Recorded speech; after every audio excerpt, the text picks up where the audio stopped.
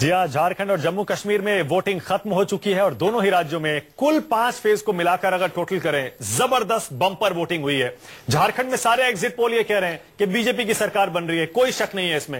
लेकिन जम्मू कश्मीर में ज्यादातर एग्जिट पोल यही कह रहे हैं कि बीजेपी बहुमत से दूर रह जाएगी, पीडीपी भी बहुमत से दूर रह जाएगी और इन दोनों के बीच कांटे की टक्कर देखने को मिलेगी। लेकिन सरकार किसकी बनेगी ये कोई नहीं कह सकता। सुधांशु जी, ब्रेक से पहले विनोद शर्मा ने एक के बाद एक ताबड़तोड़ तीर चलाए हैं आपके ऊपर।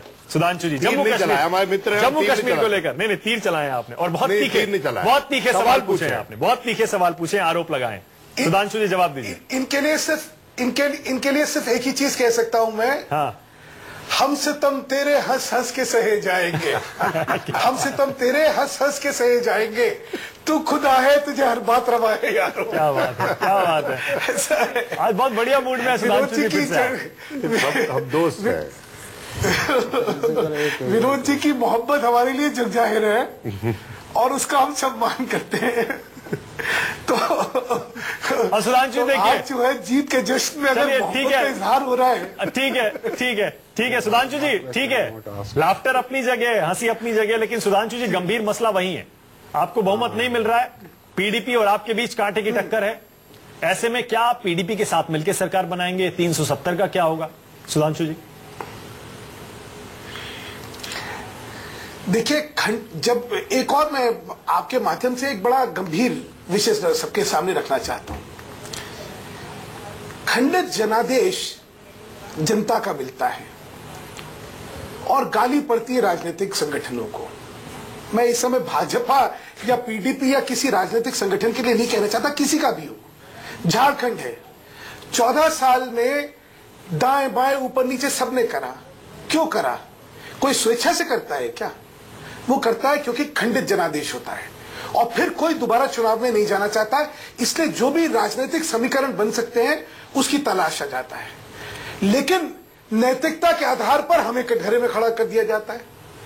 मेरा कहना है थोड़ा सा सब जनों को इसमें एक वास्तविकता देखते हुए एक ईमानदारी से इसका विश्लेषण करना चाहिए। वैसे मेरा अपना मानना है कि जो स्थितियां सामने आ रही हैं उसमें भाजपा के सामने कोई पीडीपी के साथ मिलकर सरकार बनाने का प्रश्न जो है वो उठेगा ही नहीं। चलिए, ये प्रश्न नहीं उठेगा। लेकिन मैं हिंदुस्तान की जनता से हमेशा एक ये दुआ करता हूं कि जिसको जिताना है जिता दो, राजनीति को इसलिए बदनाम ना करो कि क्योंकि तुमने खंडित जनादेश दिया था।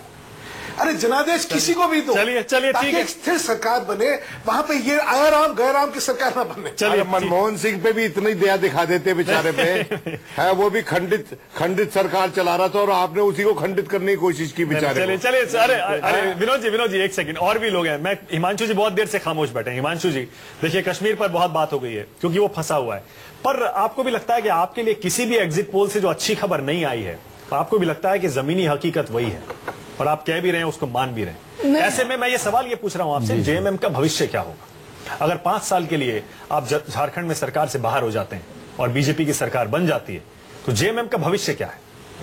अगर आपके एग्जिट पोल को हम सच मान लें तो मुझे लगता है कि अब जेएमएम का ही भविष्य वहां बचा हुआ है कि अन्य जितनी दलें हैं वो सब हाशिए पर चली गई और स्वाभाविक है कि एंटी इनकम्बेंसी सबको झेलना होता है।